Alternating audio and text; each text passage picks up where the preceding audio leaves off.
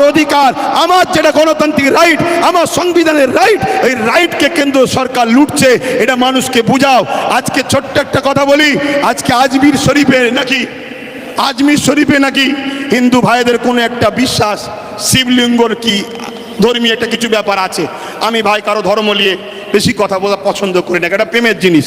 কিন্তু আমি আমার হিন্দু ভাই, সনাতনী ভাই শ্রদ্ধার সাথে জানাচ্ছি, বলুন তো ভাই, যখন খাজা গরিবে নওয়াজ হুজুরের রওজা তৈরি হয়, আজ থেকে প্রায় 800 বছর আগে আলাউদ্দিন খিলজি তখন ছিল, তখন তো হিন্দুস্তানে হাজারো লাখো হিন্দু ভাইরা ছিল, আজমিরেও ছিল, কই তখন তো কেউ কথা তোলেনি যেটা আপনি শিবলিঙ্গর আমাদের তীর্থভূমি আছে সেটাকে ভেঙে কেন আপনি করলেন? তারপরে আরো অনেক হুকুমাতরা এসেছে, কই কখনো তো কোনো হিন্দু ভাই সনাতন ভাই আওয়াজ তোলেনি। তারপরে ইংরেজ এসেছে, আজকে আমার দেশে এই বিজেপির অটল বিহারী বাজপেয়ী সাহেব এসেছে, কই তখন তো আওয়াজ ওঠেনি।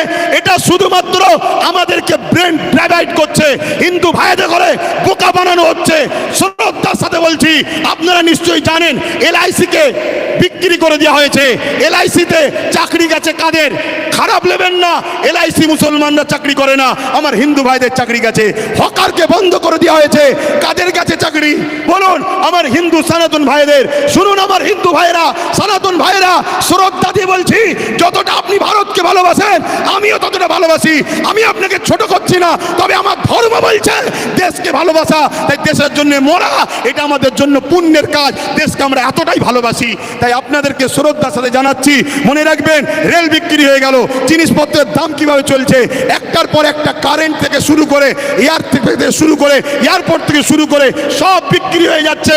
তাই আইকে চোখকে ঘোরাবার জন্য এই সব ষড়যন্ত্র চলছে। আসুন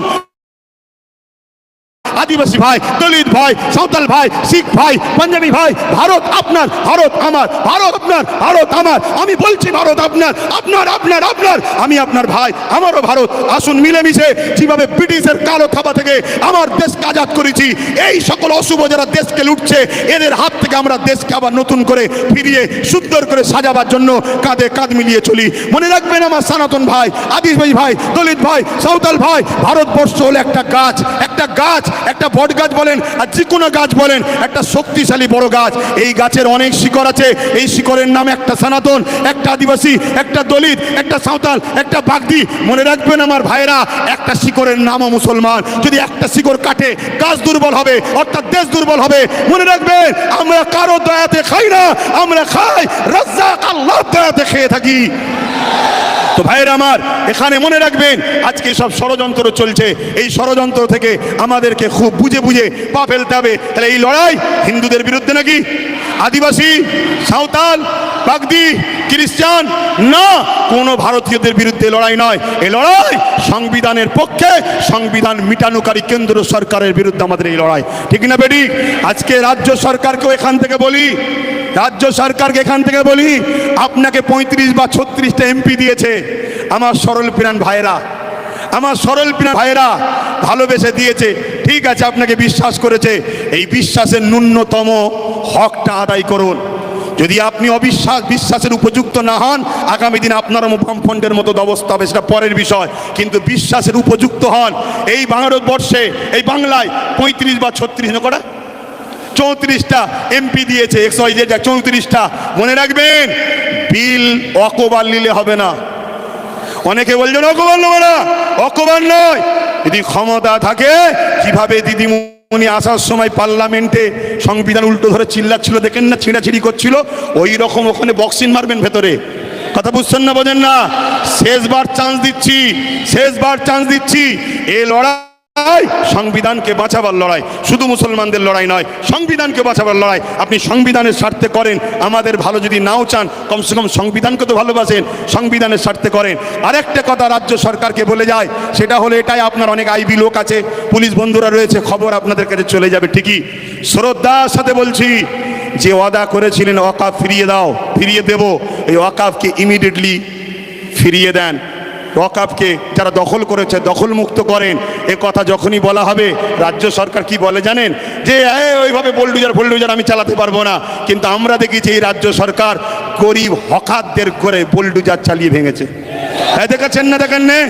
তাহলে আমার হিন্দু ভাইরা আদি সনাতন ভাইরা, আমরা আপনার দুশ্মন নয়। মোদি দুশ্মনের নজর আপনাদের দেখাচ্ছে।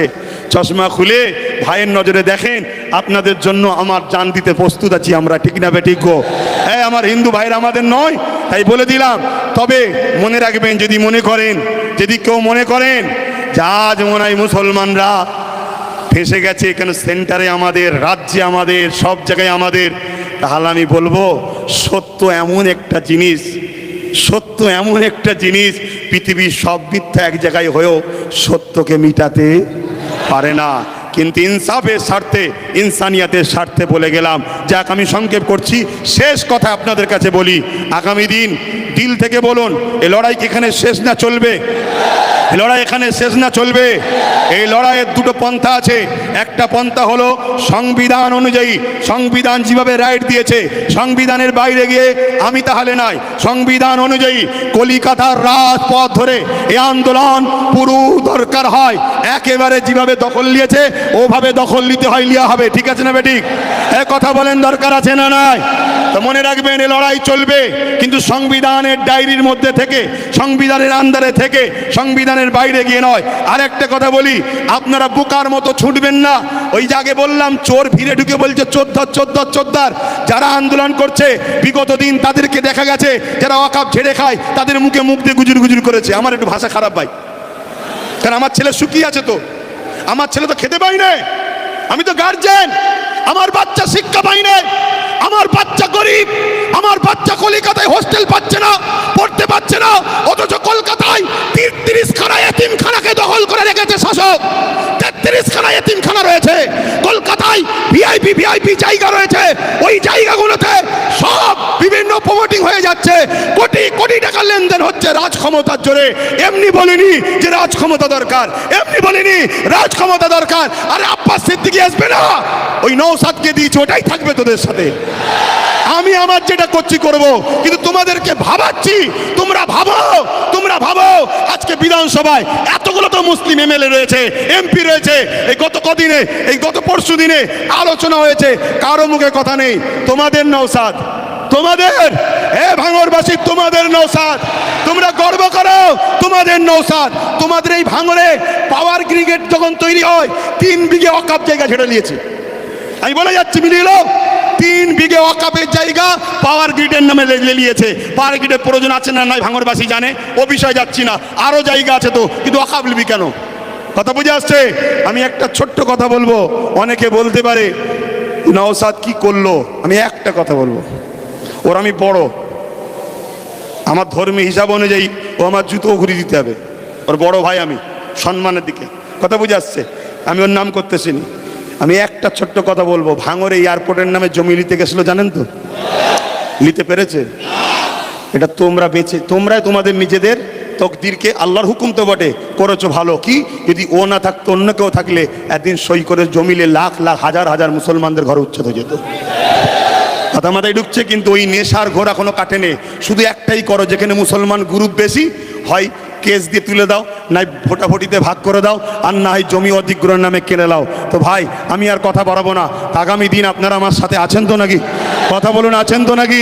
একেবারে সত্য হাত তো এটা, একদম কোনো ধোকা নয় তো। অনেক কষ্ট করে যেতে হবে, গাড়ির পয়সা খরচ করে। সরকার নয় আমি, সরকারি ফান্ড নেই, সরকারি ফান্ড নেই। আর আমাকে পিছন থেকে সরকারও দেয়নি যে আব্বাস তুমি একটু নেমে যাও। আমাকে বলুনি, শুধু ওইদিকে বলো না, আটানা যে খাবে সেও চোর, 1 টাকা যে খাবে সেও চোর। কথা বুঝে আসছে না নাই? তো সেই জায়গায় হাত নামান। আগামী দিন ভাই আমার, সবাইকে একটু সংগঠিত হতে হবে।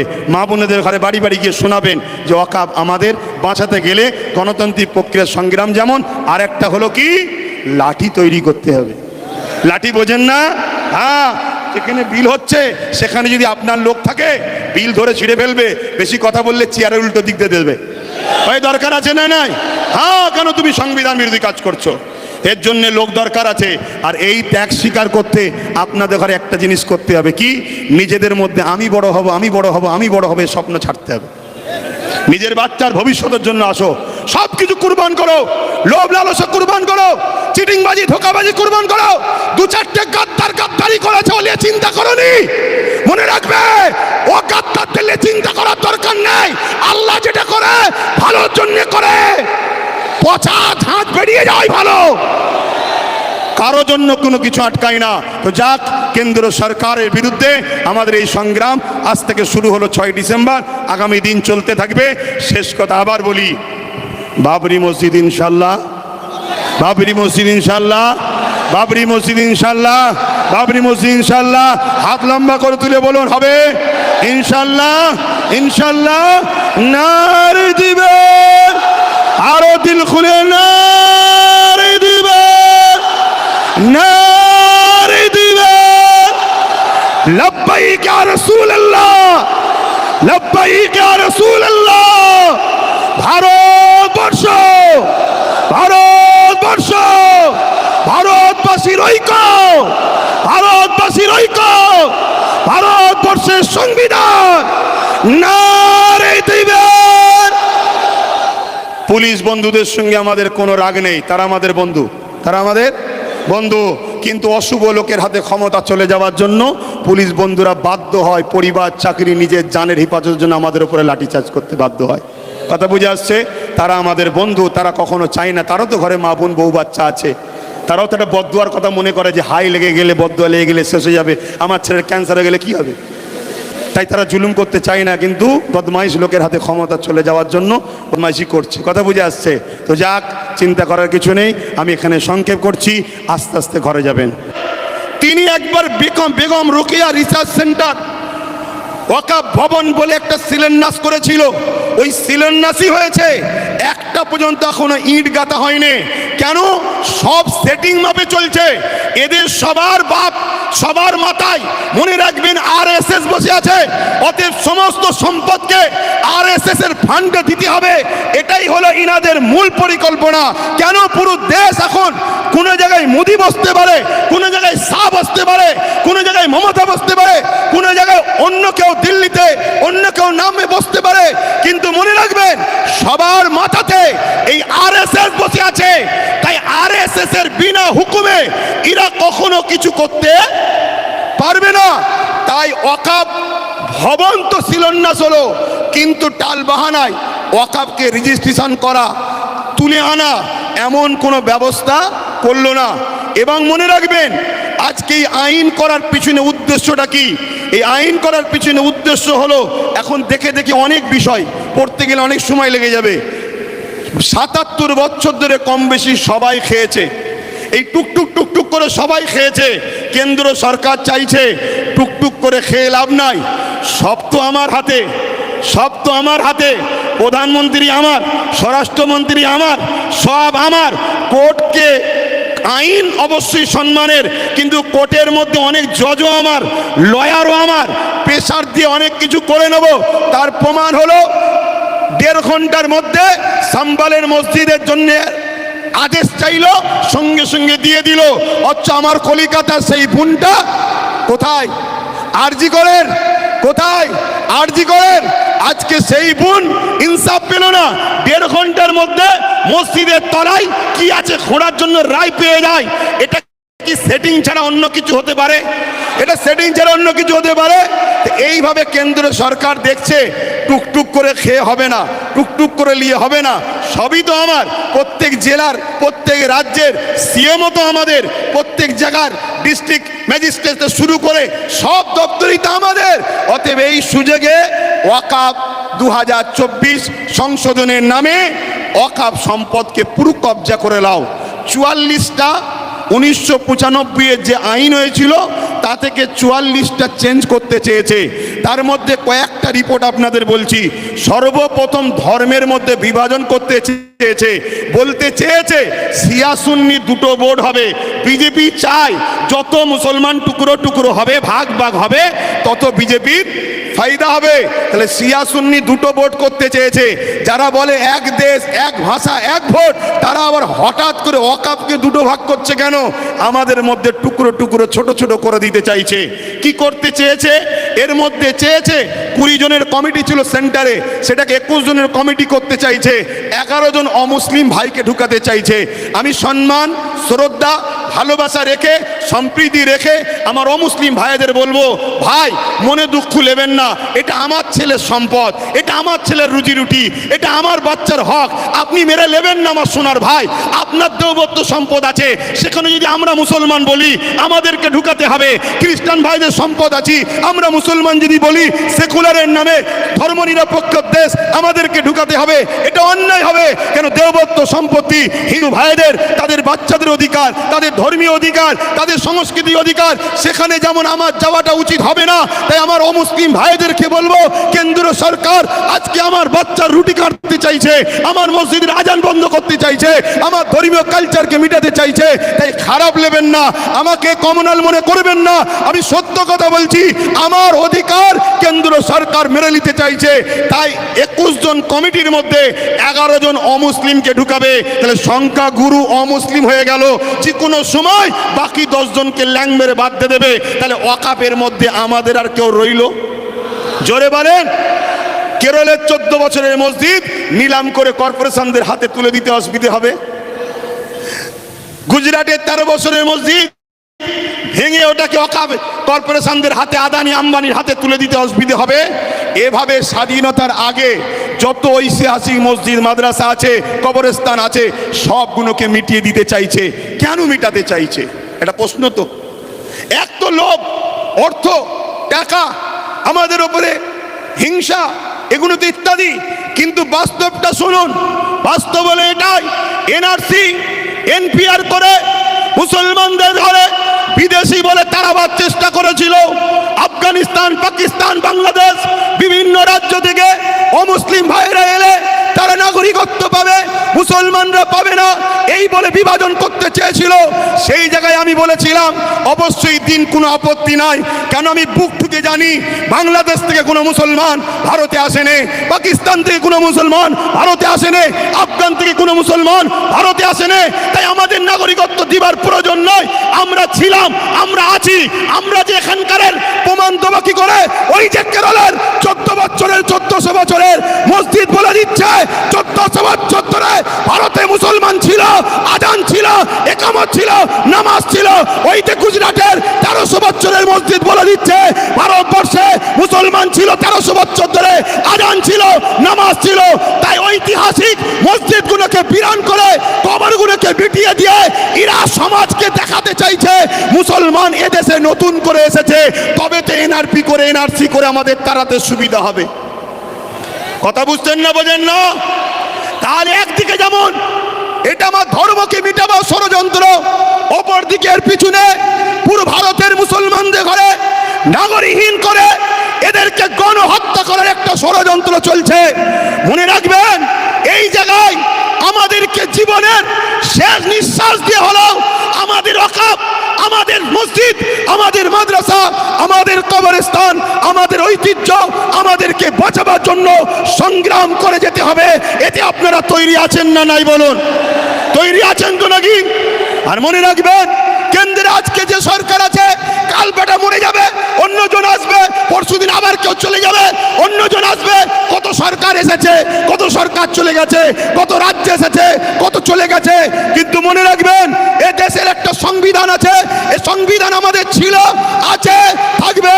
সংবিধান বলছে 1947-এ সংবিধান জানিয়ে দিয়েছে ভারতবর্ষের যেটা মন্দির, মন্দির থাকবে, যেটা মসজিদ, মসজিদ থাকবে, যেটা গুরুদুয়ার, গুরুদুয়ার থাকবে, যেটা চার্চ, চার্চ থাকবে, যেটা সনাতন ভাইদের যা যেটা যেটা ছিল 1947 থেকে ওটাকে আর চেঞ্জ করা যাবে না, ওটা ওরকমই থাকবে। তাই এই আইনকে সামনে রেখে আমি বলতে বাধ্য হচ্ছি, কেন্দ্র সরকার শুধু ইসলাম মসজিদ মাদ্রাসার বিরুদ্ধে নয়, কেন্দ্র সরকার আমার দেশের সংবিধানের বিরোধী লেগেছে। অতএব সংবিধান আগে না কেন্দ্র সরকার আগে? জোরে বলেন, জোরে বলেন। সংবিধানকে বাঁচাবার স্বার্থে কেন্দ্র সরকারের বিরুদ্ধে আমাদেরকে বুকে তাজা খুন দিয়ে হলো লড়াই করতে। কারা পারবেন? উঠে দাঁড়ান, উঠে দাঁড়ান। লড়াই করতে পারবেন আপনারা? লড়াই করতে পারবেন? লড়াই করতে পারবেন? আজ থেকে অঙ্গীকার নেন, কেন্দ্র সরকার সংবিধানের পক্ষে কারো কথা এই বাংলার বুকে আমরা হতে দেব না। এতে আপনারা রাজি আছেন না নয়? রাজি আছেন না নয়? কেন? আমার দেশের সংবিধান, আমার দেশের সংবিধান আমাদের কাছে আগে। আমার দেশের সংবিধানকে যে পোড়াগুল তুলবে, আমার দেশের সংবিধানের বিরুদ্ধে যে কথা বলবে, আমার দেশের সংবিধানকে যে মিটাতে চাইবে, আমরা তাকে মূল গোড়া থেকে মিটিয়ে দেওয়া রাজি আছে। কেন? অনেক কষ্ট করে এদের স্বাধীন হয়েছে। হাজারো মুসলমান, হাজারো হিন্দু, হাজারো আদিবাসী, হাজারো দলিত, হাজারো শিখ, পাঞ্জাবিদের রক্তের বিনিময়ে এদের স্বাধীন হয়েছে। অতএব সেই দেশের সংবিধানকে নিয়ে আজকে তুমি হতে পারো প্রাইম মিনিস্টার, কিন্তু তোমার অধিকার নয় আমার দেশের সংবিধানের উপর হাত দিতে পারে। ঠিক না বেটি? এখানে আর একটা ছোট্ট কথা বলবো। আজ গাড়ি বুঝাই করে করে সুলতানে হিন্দের দরবারে যান আপনারা। কি গো, জানতো নাকি? ছোট করে দেবো, টাইম কি হচ্ছে? শোনেন, অসুবিধা হচ্ছে আপনাদের। আমি আন্দোলনে নামিনি, নেমেছি যখন এর সাত শেষ দেখে ছাড়বো, কিন্তু আপনারা আছেন তো নাকি? আছেন তো নাকি? মনে রাখবেন। আচ্ছা, এই আন্দোলনটা করবেন কার সাথে? না, এই আন্দোলনে কাদেরকে সাথে নিয়ে আন্দোলন করবেন বলুন? কাদেরকে? বিগত ৭৭ বছর যারা ঝেড়ে খেয়েছে তাদের ঘরে? আরে খাওয়া তো শিখালো ৭৭ বছর ধরে তারা। একটা ছোট্ট কথা বলি শোনেন, পাড়ায় চোর পড়েছে, শুনছেন তো? পাড়ায় চোর পড়েছে, সবাই বলছে চোর ধরো, চোর ধরো, চোর ধরো। ওই ভিড়েতে চোরও ঢুকে যে বলছে চোর ধরো, চোর ধরো, চোর ধরো। শুনছেন না শোনেন রে? আমরা কতটা নসিব ফাটা দেখুন আমাদের নিজেদের কর্মের জন্যে আমাদের সংখ্যালঘু মন্ত্রীকে, যে কিনা মুসলিম নয়। শুনছেন তো নাকি? আমাদের ওয়াকফ নিয়ে বিরোধী দল হয়ে নেতা হয়ে চিল্লাবে কে? যে কিনা মুসলমান নয়। আজকে বুকে হাত দিয়ে বলুন, আব্বাস সিদ্দিকীকে আজকে মনে পড়ছে না পড়ে নে? আজকে বলুন। আমি বলেছিলাম চেয়ারের একটা পায়া দরকার, মনে পড়ছে? বলেছিলাম, মনে পড়ছে? আজকে বলুন, টোটাল ভারতবর্ষে যদি বা বাংলা থেকে যদি ২-৫টা নওশাদ সিদ্দিকীর মতো যদি সেন্টারে পাঠানো যেত, তাহলে বিল করার সাথে সাথে চেয়ার ছুঁড়ে মারত। এখান থেকে সংবিধানের বিরুদ্ধে কথা বলছিস, কিন্তু আজ আমরা লোভে পড়ে গেলাম বা জালিমদের লুটাতে আমরা হেরে গেলাম। কিন্তু মনে রাখবেন, এই লড়াই অনেক দিন কালের। আগামী দিন অস্তিত্ব বাঁচাবার জন্য যেমন আমাদেরকে রাজপথে সংবিধানের অধিকার নিয়ে লড়াই করতে হবে, ঠিক তেমনি সংবিধানের অধিকার নিয়ে নিজেদেরকে বাঁচার জন্য, নিজেদের ওয়াকফ বাঁচাবার জন্য একটা চেয়ারের পায়ারও দরকার আছে না নাই? জনগণ আছে না নাই? মনে রাখবেন, তাই আমাদের ঘরে এখানেও দরকার, ওখানেও পাঠাতে হবে। যখনই সংবিধান বিরোধী কিছু কথা হবে তখনই তারা লড়বে। আজকে বলুন, আব্বাস সিদ্দিকী ভুল করেছিল? ভুল করেছিল।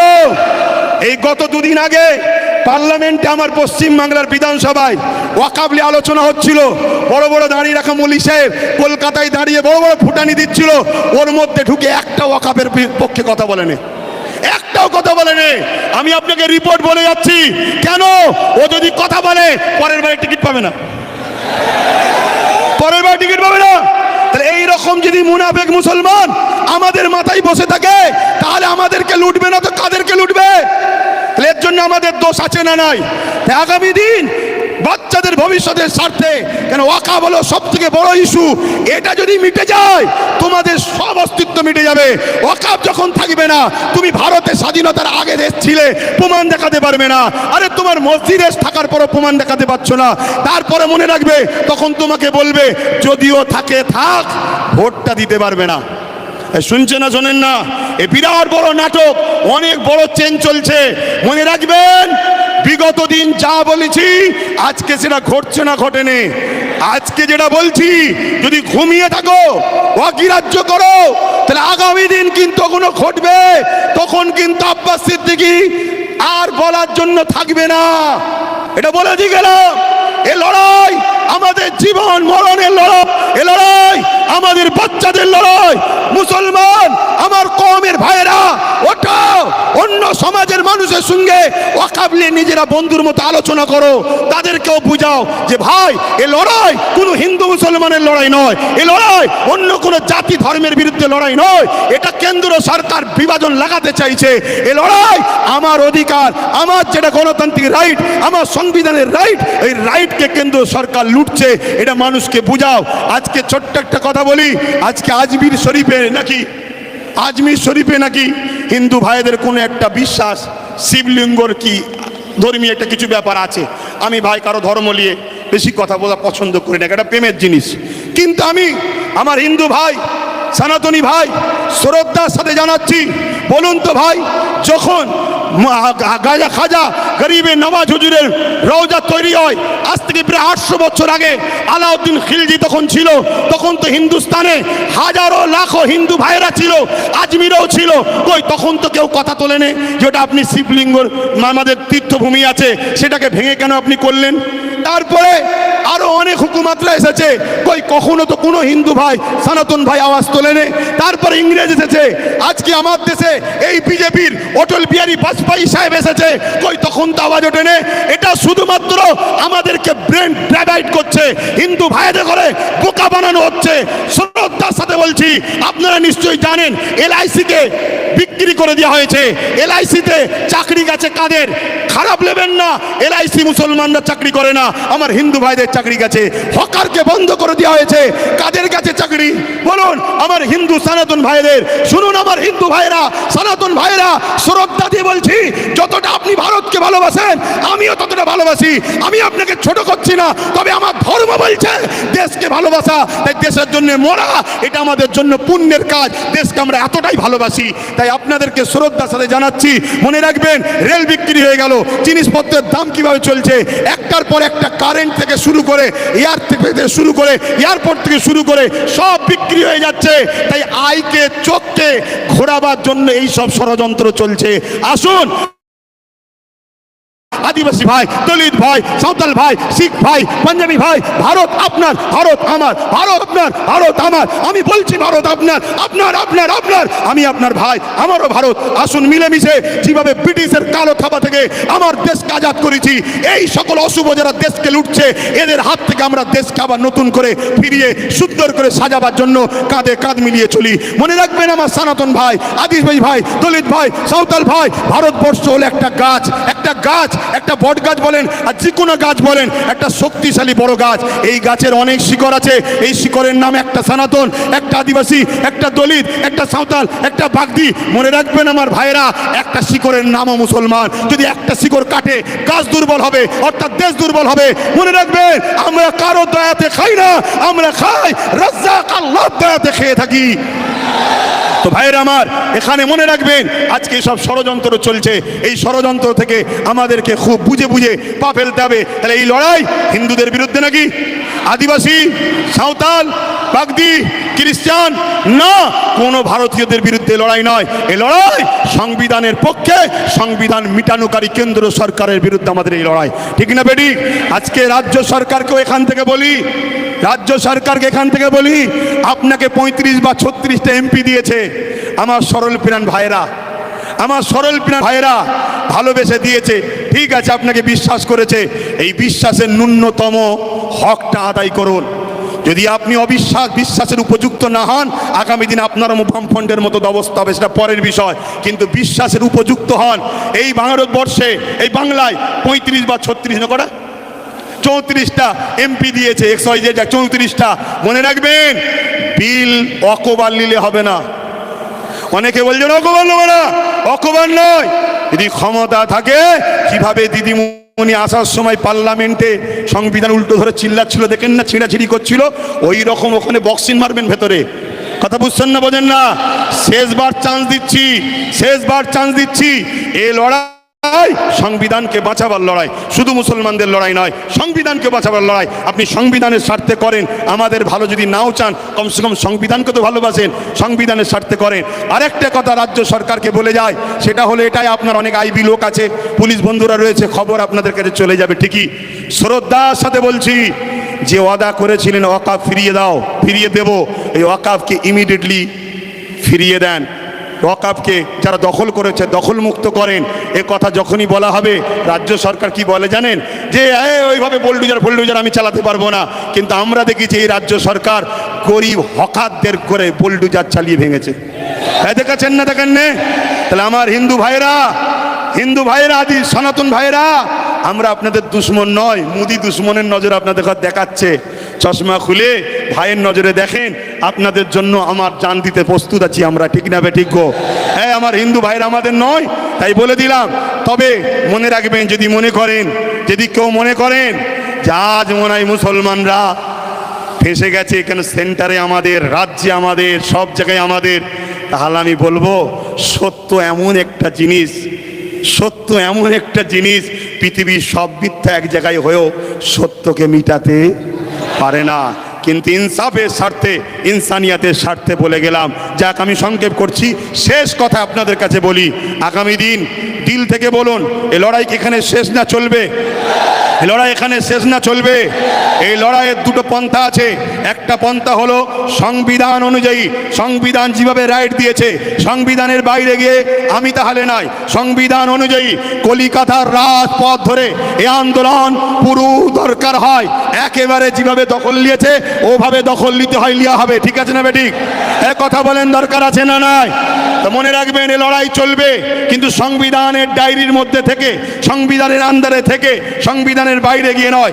আরেকটা কথা বলি, আপনারা বোকার মতো ছুটবেন না। ওই জায়গায় বললাম, চোর ভিড়ে ঢুকে বলছে চোদ্দার। যারা আন্দোলন করছে বিগত দিন তাদেরকে দেখা গেছে, যারা ওয়াকফ ঝেড়ে খায় তাদের মুখে মুখ দিয়ে গুজুর করেছে। আমার একটু ভাষা খারাপ ভাই, কারণ আমার ছেলে শুকিয়ে আছে, তো আমার ছেলে তো খেতে পাই না, আমি তো গার্জেন, আমার বাচ্চা শিক্ষা পাই না, আমার বাচ্চা গরিব, আমার বাচ্চা কলকাতায় হোস্টেল পাচ্ছে না, পড়তে পাচ্ছে না। অথচ কলকাতায় 33 খানা এতিমখানাকে দখল করে রেখেছে শাসক। 33 খানা এতিমখানা রয়েছে কলকাতায়, ভিআইপি জায়গা রয়েছে। ওই জায়গাগুলোতে সব বিভিন্ন প্রমোটিং হয়ে যাচ্ছে, কোটি টাকার লেনদেন হচ্ছে রাজ ক্ষমতার জোরে। এমনি বলিনি যে রাজ ক্ষমতা দরকার, আরে আব্বাস সিদ্দিকী আসবে না, ওই নওশাদকে দিয়েছে, ওটাই থাকবে তোদের সাথে। আমি আমার যেটা করছি করব, কিন্তু তোমাদেরকে ভাবাচ্ছি, তোমরা ভাবো আজকে বিধানসভায় এতগুলো তো মুসলিম এমএলএ রয়েছে, এমপি রয়েছে। গত পরশু দিনে আলোচনা হয়েছে, কারো মুখে কথা নেই।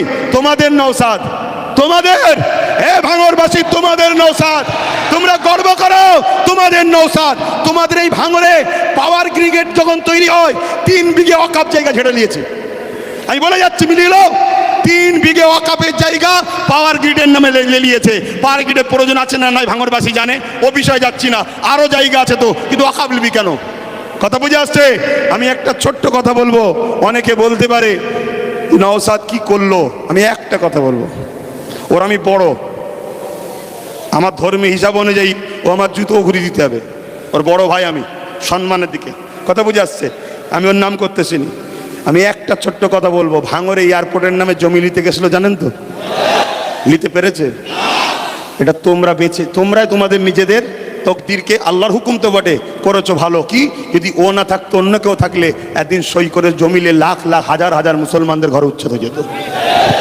কথা মাথায় ঢুকছে? কিন্তু ওই নেশার ঘোর এখনো কাটেনি।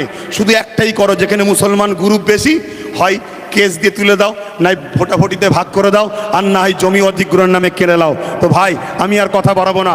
আগামী দিন আপনারা আমার সাথে আছেন তো নাকি? কথা বলুন, আছেন তো নাকি? একেবারে সত্য হাত তো, এটা একদম কোনো ধোকা নয় তো।